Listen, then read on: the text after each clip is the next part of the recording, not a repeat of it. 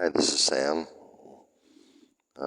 We as a team, discovered yet another aspect of human life on this planet. Um, there's this notion from science called Murphy's Law, and it basically states whatever can go wrong will go wrong, but it doesn't. It's not so clear just by the statement itself that it's how do you say it's ubiquity. Um, There's this other notion, expression, pushing the envelope. Pushing the envelope. Salvatore's recently done that as a kind of life strategy, and in the process discovered that when you push the envelope in all different kinds of venues, what happens invariably is that what you what's it called, bring forth in the process of pushing the envelope wherever you go, if that's your strategy in life, it brings out, I can't say the worst in people, it just brings out whatever's ready to come out, good or bad. And in other words, it's not the best strategy. There's an expression, all good things comes to he who waits, he or she. And so one is sort of diametrically opposed to the other. Pushing the envelope is not waiting. Pushing the envelope is not waiting. Pushing the envelope is the opposite. Okay, pushing the envelope means going into a brand new venue and doing whatever you think you feel you can do in that venue, and then expecting even the same venue, like what happened in what do you call it, Malayog, the second night of Fiesta, as I was trying to describe before. In a sense, it's pushing the envelope. It's pushing the envelope, and in other words, the same strategy doesn't work night after night after night, even in the same place. So, what I'm trying to say is that when you have patience, authentic patience, and stick to your personal values, what do you call it, whatever they may be, and if you keep pushing the envelope, something's going to break. Typically, something's going to break, and whatever it is, it usually involves other people and their own issues. So, yeah, word to the wise. Patience is human beings call it perhaps a divine quality, right? Because if you can have patience, hopefully things will work out. Maybe not necessarily in your favor, but hopefully they'll be resolved in such a way that you can be yourself. But the thing is, if you do what Sam did in his recent life, pushing and pushing and pushing the envelope, anything can happen, good or bad. The example that came to mind as I was just casually surveying my recent experiences, one at a flight park in Georgia, and a gentleman, he purchased a really nice hang glider, and this is at a Hang 2 park where you can foot launch off the mountain and get your Hang 2 that way. When he bought his brand new glider, and this is the uncanny thing, this is the weirdest thing, but it's exactly what I was just trying to refer to before. He launched off of the largest hill at the practice area at the landing zone, and broke the main spar in a freak accident. And the instructor took a break after that, and he it's something that it was repairable, but at a high price tag. What I'm trying to say is that's an example of pushing the envelope. Whether or not they realized it, they were pushing the envelope. He may not have been ready. He may not have been ready for Hang 2 stuff. On the older, you're supposed to practice with the older gliders repeatedly on there's what I call the bunny hill. There's a lower, gentler hill at the landing zone or near the landing zone. And you practice there and practice there and practice there and practice there until you get to the larger hill. And the larger hill is where you practice landing over and over and over and over again, and turning while turning as much as you can, left and right per the instructor's instructions, and practice there until they feel you're ready to go off the mountain. And typically, you carry your own kite up there. You can pay the park to pull it up for a fee. And if you can handle it physically, you're encouraged to carry up your own glider. But if you can afford it and to make things go a little bit more speedily, you can have it towed up by a four-wheeler. In a small trailer. What's my point? It's fine. The procedure, it's wonderful. Their teaching procedure is very, very inexpensive. You can get a Hang 2 in approximately 2 weeks if you dedicate the time. Approximately 2 weeks if you study your the book stuff, and practice the stuff in the daytime. Study at nighttime, practice your stuff, practice your book stuff in the daytime. It is possible to get your Hang 2 within 2 weeks. Even for some people, though, even for that, it can be pushing the envelope. It can be pushing the envelope. And they might want to take a more measured, gradual pace, not so in a hurry to get their Hang 2. Students like me, it's very common that students like me, they want to get their Hang 2 and fly off the mountain. I felt I was ready. I sat up there day after day at the end, waiting for them to let me, to let me launch, to achieve my Hang 2. The thing is, conditions weren't gentle enough, and the wind has to be coming in toward the launch from the valley. So conditions have to be just right.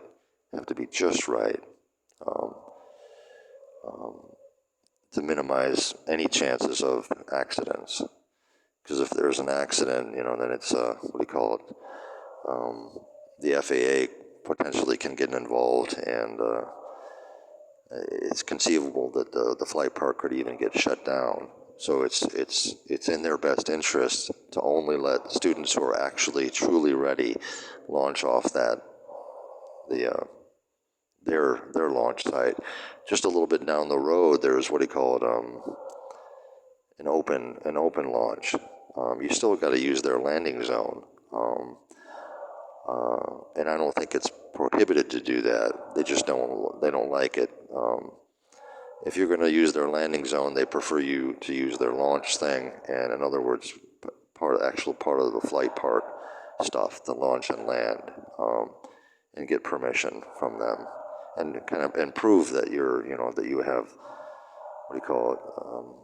either by credentials or demonstration or conversation that you're actually what you say you are. If you have your own equipment and your own glider, and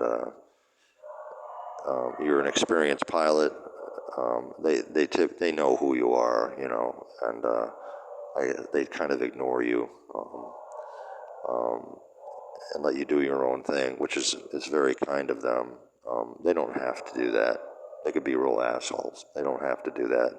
They could be real assholes, but they're very kind people who run that flight park in Georgia.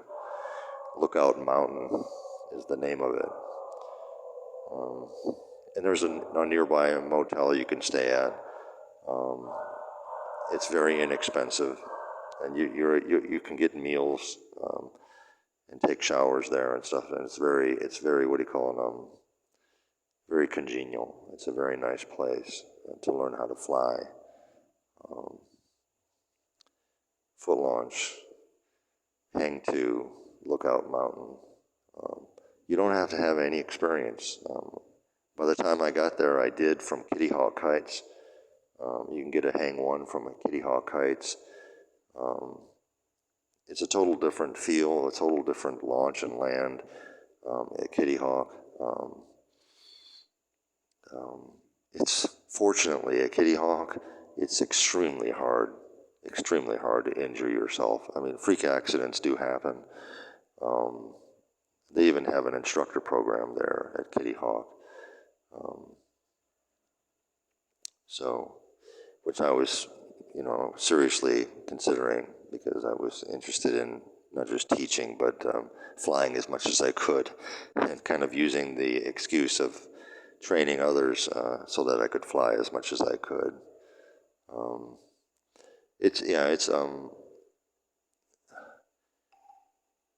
I think it's like any sport. Americans have this expression, get the bug. You got the flying bug, it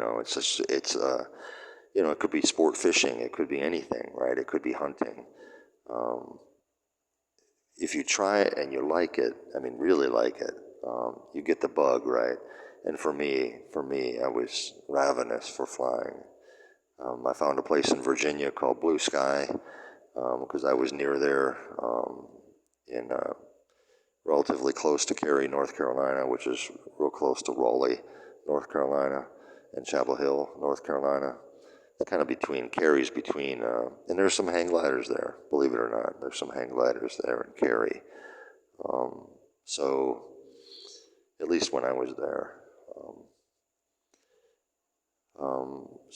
I get a chance right now to share about things that I love, and also about the hard-learned lessons in my life, man.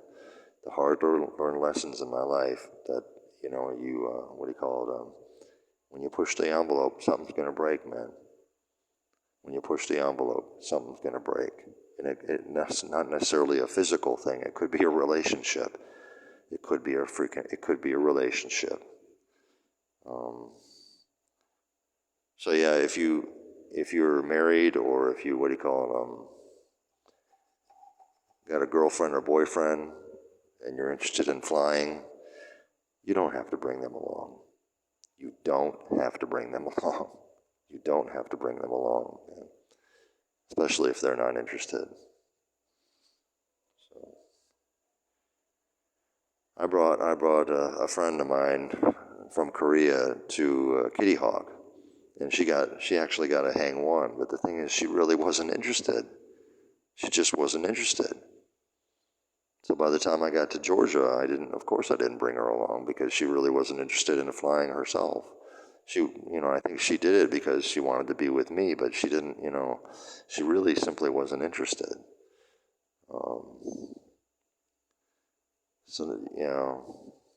Hopefully, you can hear these stories and take some of this stuff to heart, because it's, what do you call it, and kind of avoid the mistakes that I've made in my life. And not just about flying and stuff, but about, like I said, pushing the envelope, man. It can be anything. It doesn't have, pushing the envelope doesn't have to be about learning, trying to learn how to hang glide fast, man. It doesn't have to apply to just that. Because I was pushing the envelope in every freaking situation here, and ended up in huge problems. Huge problems. Because I was pushing the envelope without realizing it. And not necessarily bringing out the worst in people, just bringing out whatever was going to come out. Not necessarily bringing out the worst in people, just bringing out whatever, was going to come out, good or bad. And that's what typically happens when you push the envelope, man.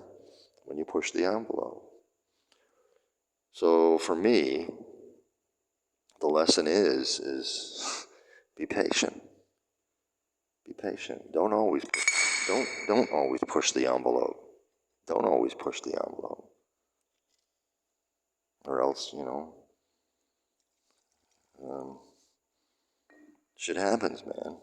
Like I said, you push the envelope, and what happens typically, if you're pushing the envelope continuously, like I was, it brings out both the good and bad in people. Both. And it can get kind of ugly,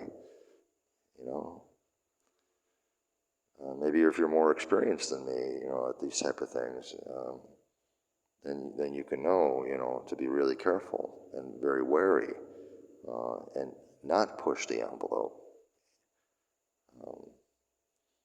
But with my, my limited wherewithal, and naivete, you combine my limited wherewithal with my naivete and continuously pushing the envelope, man, it's a recipe for disaster, man. It's a recipe for fucking disaster. So, the thing is, you can't, wherewithal,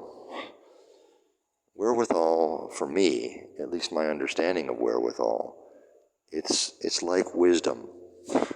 Wherewithal is like wisdom, and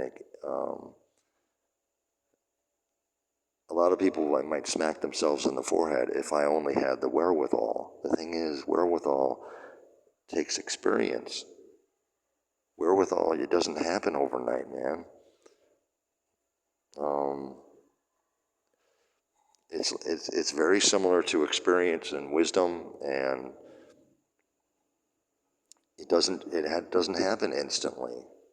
And especially when you're under duress or you're in a paranoid mode like me, in the past anyways,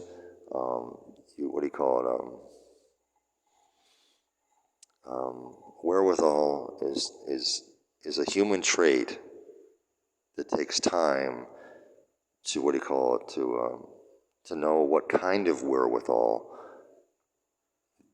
needs to be employed in different kinds of venues. So it's situational. As far as I know, wherewithal is situational, unique, and a wherewithal in one previous situation, or your wherewithal experiences in one situation may not be applicable to all others. Wherewithal is, to me, as far as I understand wherewithal, it's very situational, unique, and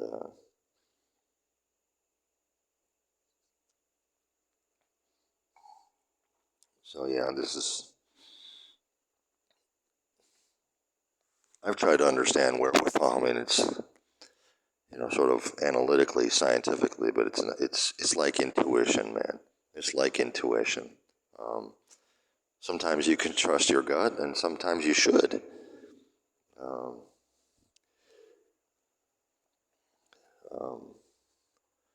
Your gut instincts.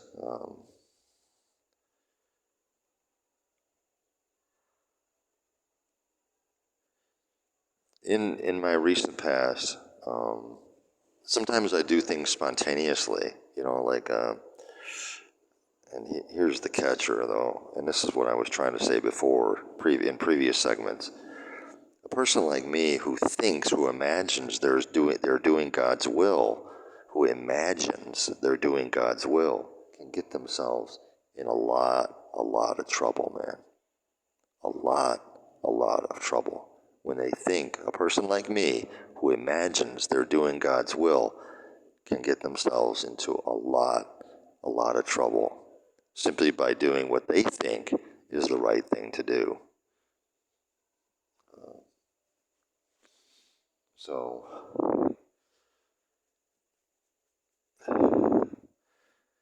I mean, I instantly and automatically visualize, like, suicide bomber, for instance.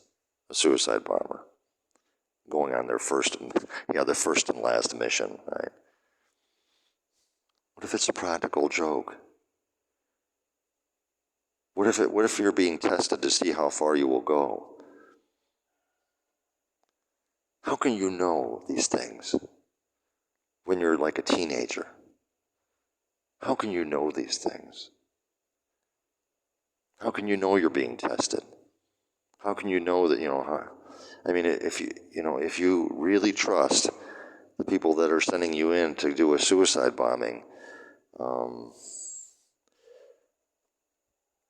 you have to accept it at face value, I guess, and do what you're told to do, and then, and pray to Allah or whatever God or side you're on, or whatever terrorism you're invoking, or, the thing is, man, it reminds me of my life. Exactly what I was saying before. Thinking or imagining that I'm doing God's will. How in the hell can I know what God's will is if God doesn't even exist?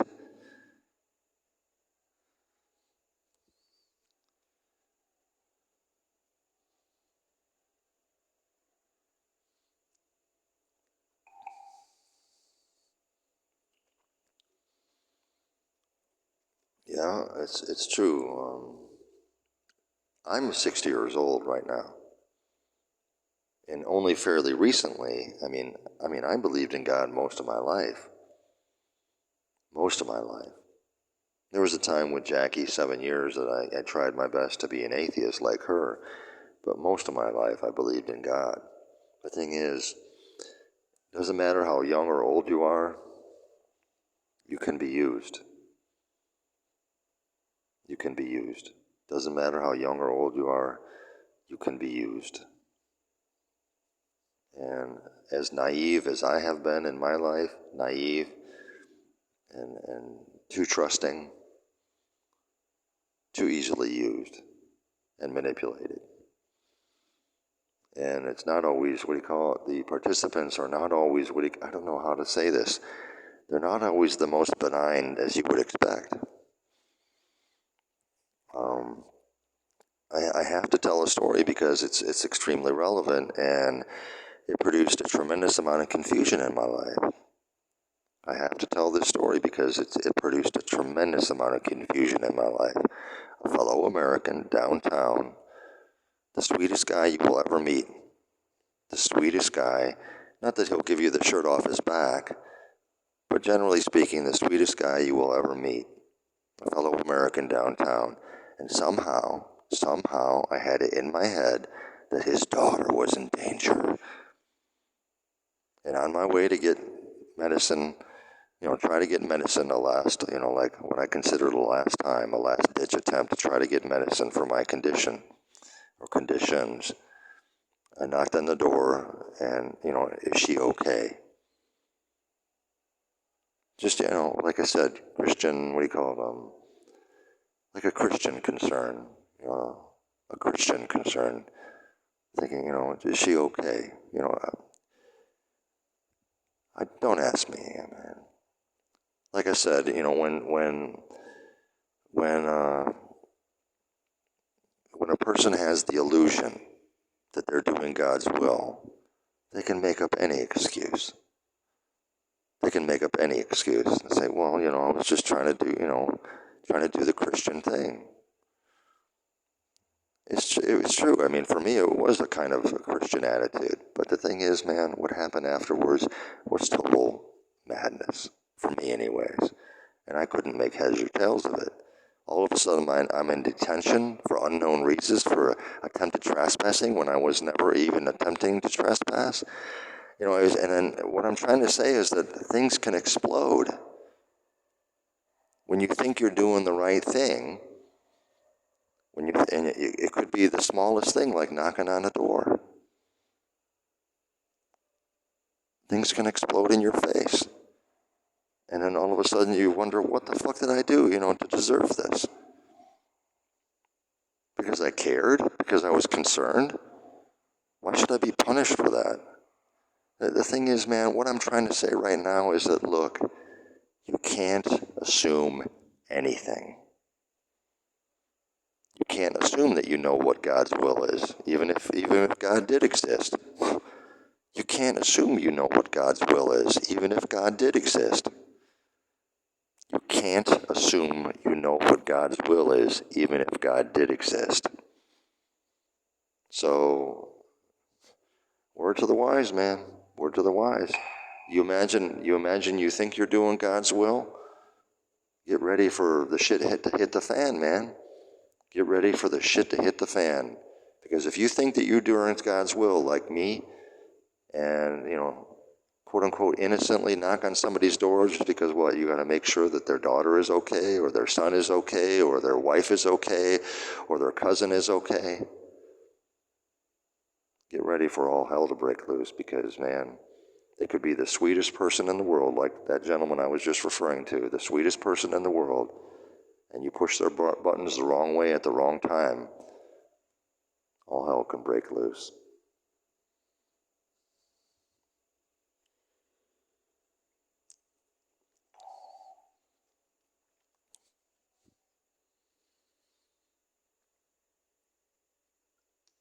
So, that's the good thing right now. That's the good thing right now. I haven't felt this rational, this together, to use a hippie term. I haven't felt this rational, this together in a really, really, really long time. To be able to see things. And if I may interject for a moment, I used to refer to these entities as heavenly hosts. I think I had it all wrong, man. They are not heavenly hosts, okay? And as far as I know, you can't put any attributes on them except that they actually do care. And it doesn't mean that they're going to dig you out of a hole that you made for yourself. It doesn't mean that they're going to dig you out of a hole that you made for yourself. But if it's a psychic thing, or what I mean is like a mental illness, like in my case, they may, if they can. They may if they can. I mean, mine was. I don't know. If I can trust my sources and my intuition, my mental illness and my delusions is historic. Yeah, my case, it's fucking historic. Believe it or not, if it is possible. Okay, in a sense, I'm infamous. As far as I know, I'm fucking infamous, man.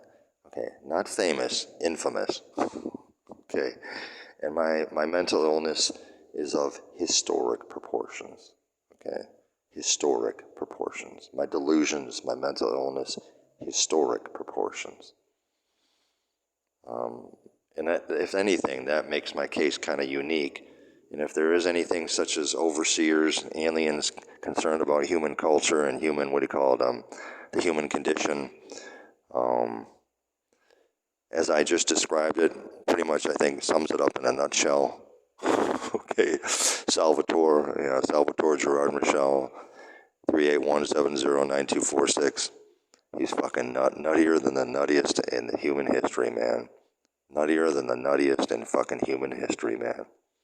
And he dug himself a hole, not just metaphorically speaking, but in a delusional sense, in ways that you would not believe. And it would take me hours and hours and hours to describe how Salvatore had entrenched himself in these delusional framings and, like I said before, layers of a delusional onion, man. And at the core, fortunately or unfortunately, at the core is like his Catholic plus his wishful thinking that he would be like a Native American animism. Layers upon layer upon layer upon layer of belief in psychic powers and all this stuff. It's just, I mean, it was just absolutely, I mean, horrendously horrendously classically human.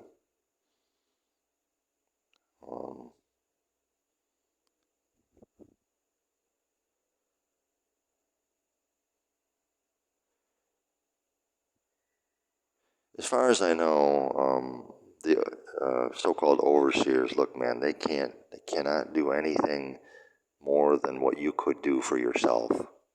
They cannot do anything more than what you could do for yourself. So don't expect these beings, to be, what do you call it, to help you in ways that you don't know about already.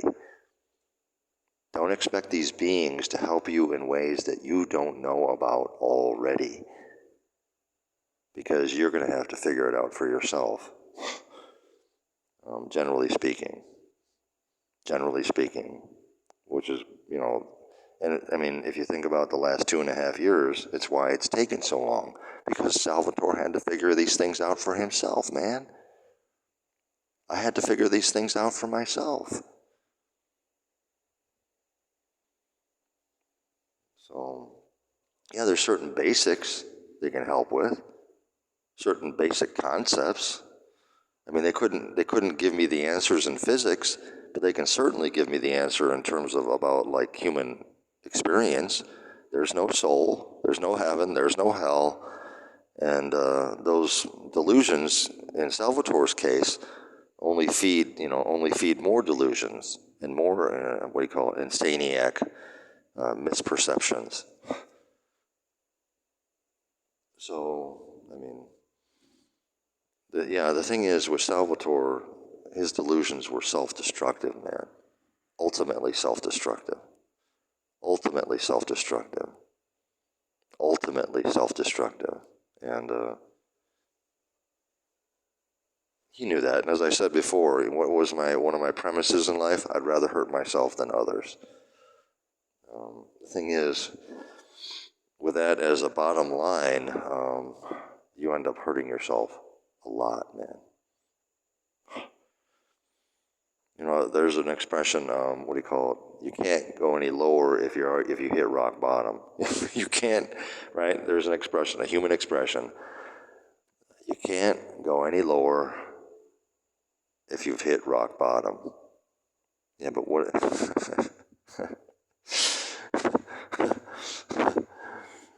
Well, yeah, I mean, does that make me a bottom feeder? Yeah, pretty much. The thing is, at the bottom, I've met the most beautiful people. In the last 2.5 years, I've met the most beautiful people. If you consider rock bottom these last 2.5 years, I've met the most beautiful people. And some of them are not even human.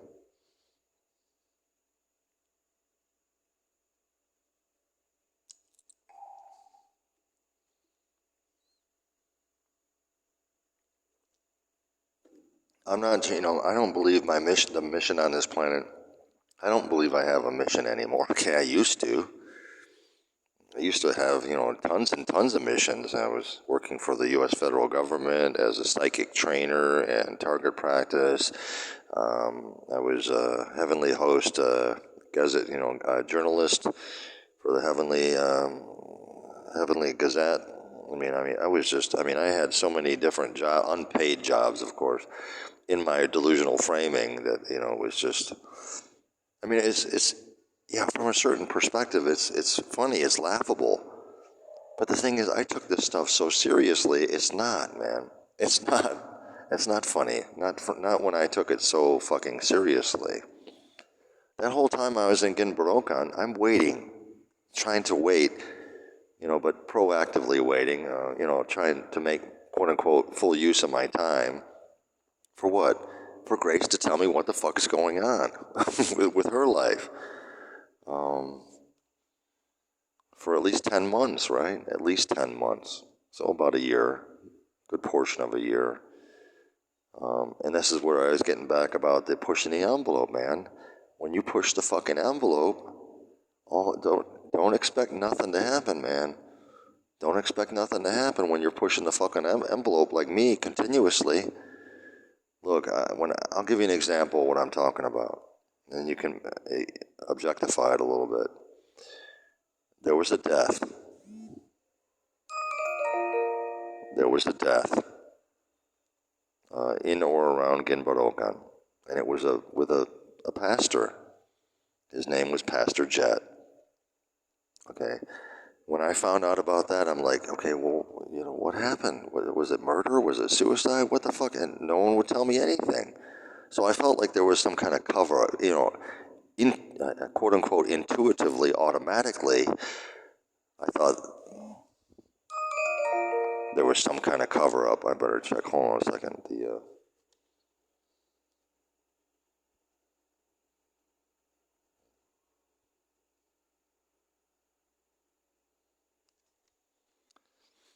It's my friend in Australia that I've known from junior high.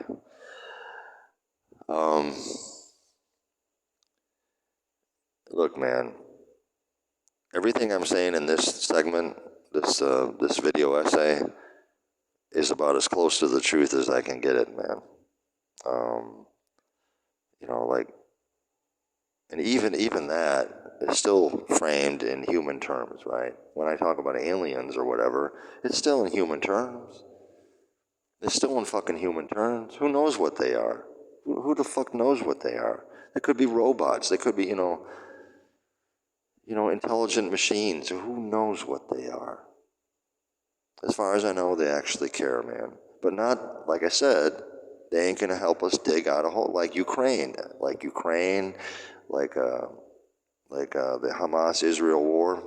That's a human thing, and human beings got to figure out how to fucking get ourselves out of those messes that we've created. Okay. As far as I know, they cannot interfere in things like that or anything else. Maybe, like with me, that's not going to, jeopardize the overall, planetary security or planetary, destiny, because I'm fucking nobody. I'm fucking nobody. I mean, that's the way I feel, and the way I feel like I need to feel. Because too much of my recent past, I'm thinking like, oh, I'm Moses, or, I'm the new Moses, or I'm the different, Look, there's one time in my recent past, you got to understand that how delusional I truly was, man. And when I tell you what I'm about to tell you, it shows you the extent of my delusions, okay? Here we go, man. Here we go. Here we go.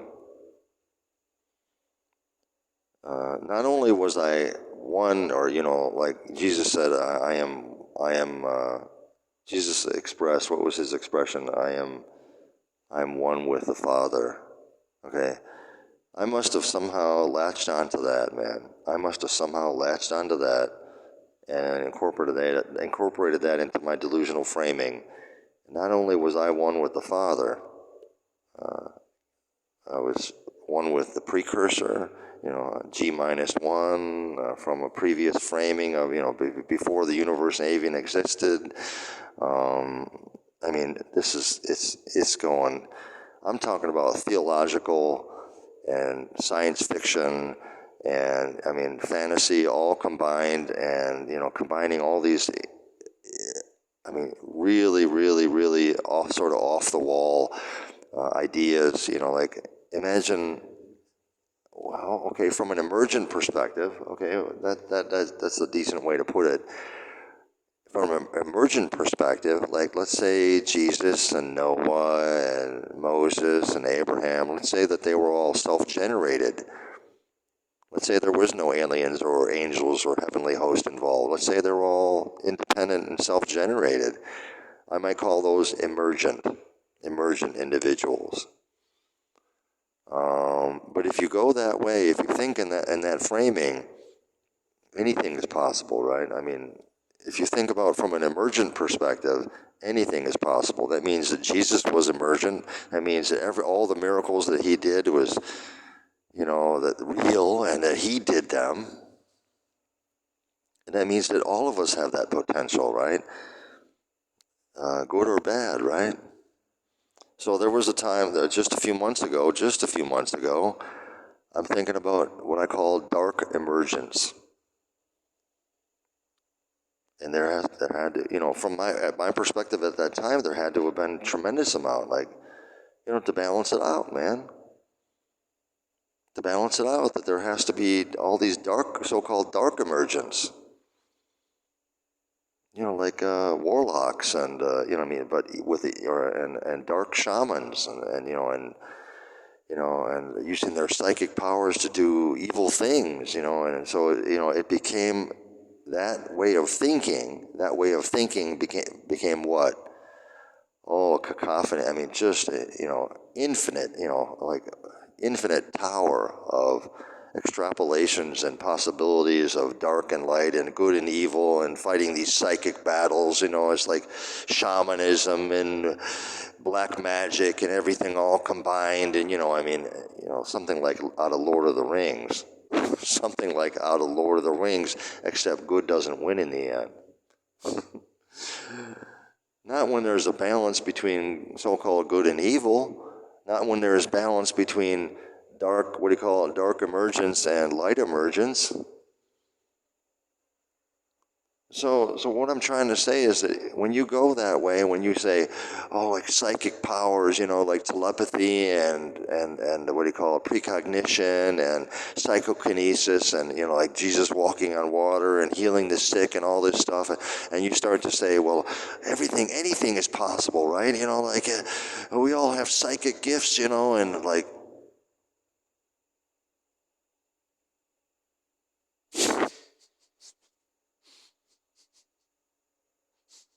there's the snot thing, man. Look, man, if you go that way, it's pure insanity, man.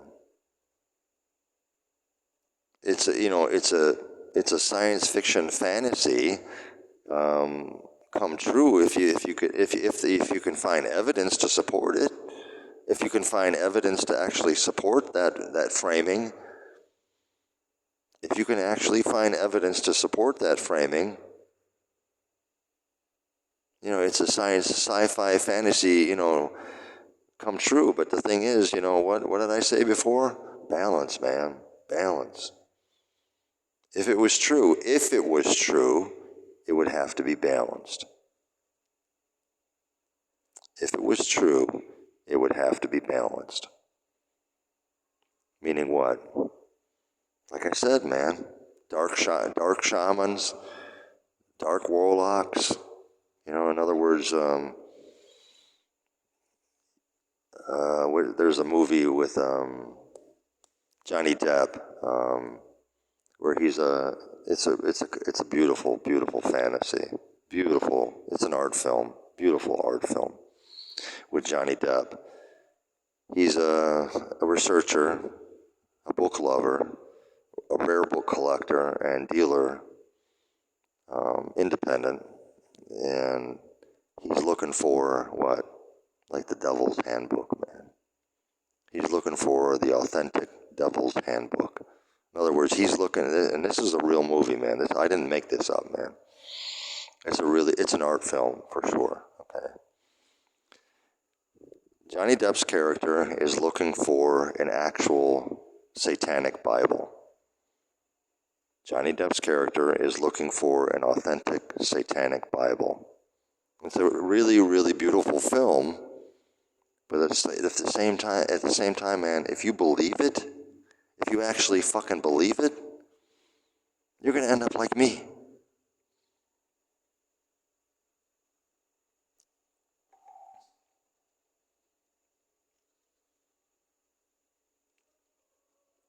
In the end, it's a beautiful ending because Johnny Depp is fucking the female version of the devil.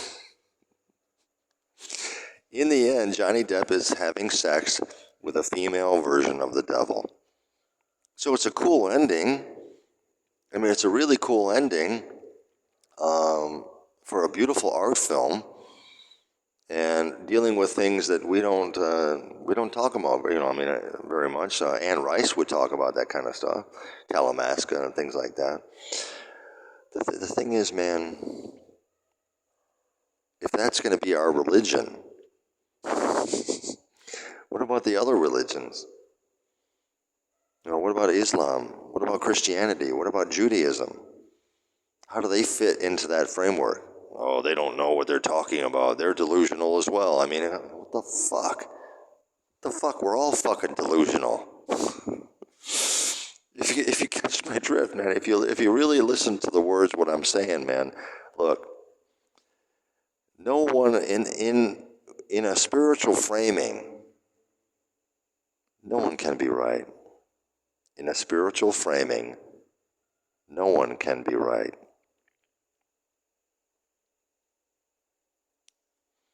In a spiritual framing, no one can be right. Because you got Islamists who believe that that Allah is the true God and Muhammad is the last prophet of Allah. If you're a Muslim, and if you're Christian, you believe that Jesus Christ is the savior of humankind. Whether you want to believe, whether you want him or not. And if you're Jewish, you believe you are the chosen people. The thing is you cannot, this is my point of view, okay? Look, man, you cannot blame, if there's such thing as aliens that interacted, like I said, with the agents 1 through 6, you cannot blame them, man. You can't blame them. You can only blame humanity for entrenching themselves in these belief systems. As far as I know, they didn't do Muhammad. As far as I know, they didn't do Muhammad. In other words, interact with Muhammad. As far as I know, they didn't interact with Siddhartha Gautama. Those were truly emergents. If you think about it really carefully and look at it analytically, scientifically, did the Buddha do any miracles? I mean, if you're a non-believer, if you're not a Buddhist, do you know any miracles that Siddhartha Gautama actually did?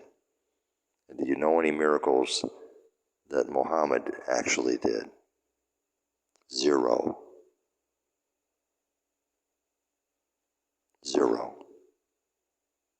Did you know any miracles that the founder of Mormonism did? Zero. Those are perfect examples of what I call emergence. The founder of Mormonism, the founder of Islam, the founder of Buddhism, these are emergents. And there is absolutely zero miracles associated with them. Absolutely zero. And it's for good reason. So that we can see the difference between,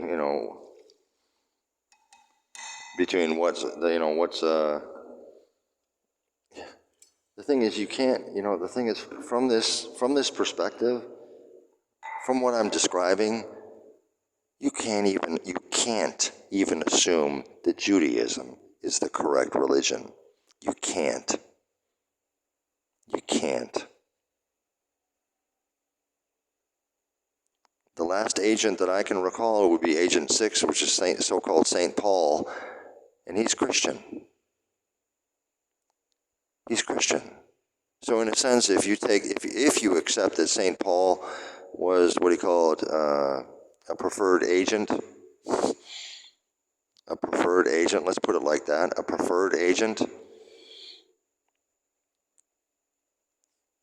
that means that what? That Judaism is not the preferred religion. And you can't even, one step further, you can't even assume that Christianity is the preferred religion. You can't. You can't. And I'll explain why. I mean, I tried to explain before in essays. Try to imagine the world history without agents 1 through 6. In other words, without Abraham, without St. Paul, so-called St. Paul. It's extremely difficult. You would have to have a fucking simulator, a computer program, and simulate what Japanese and Chinese culture propagating and dominating and fighting with each other and all this shit without America, without the United States in World War II, and without Christianity and without Judaism. It's a little hard to imagine, okay, to put it mildly.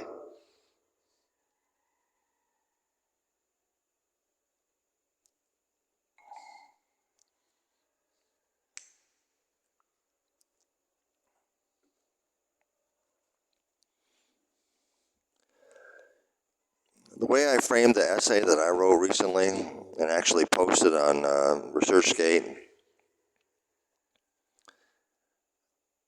was to balance what? There was two things, basically two things to balance.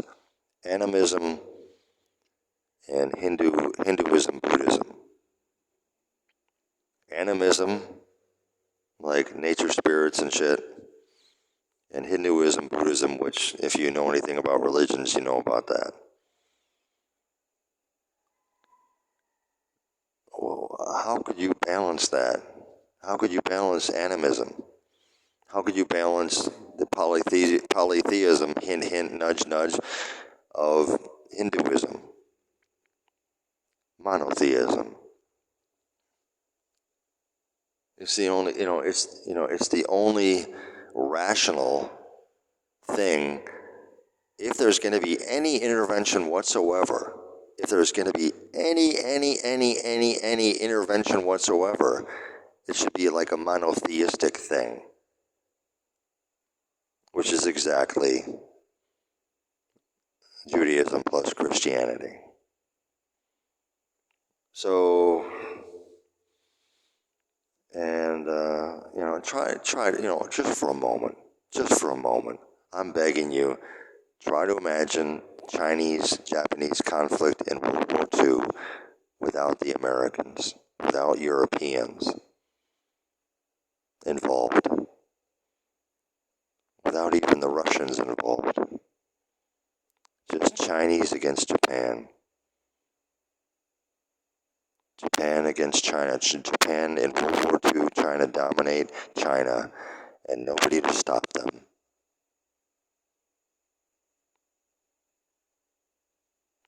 Perhaps at some time they would find some kind of equilibrium.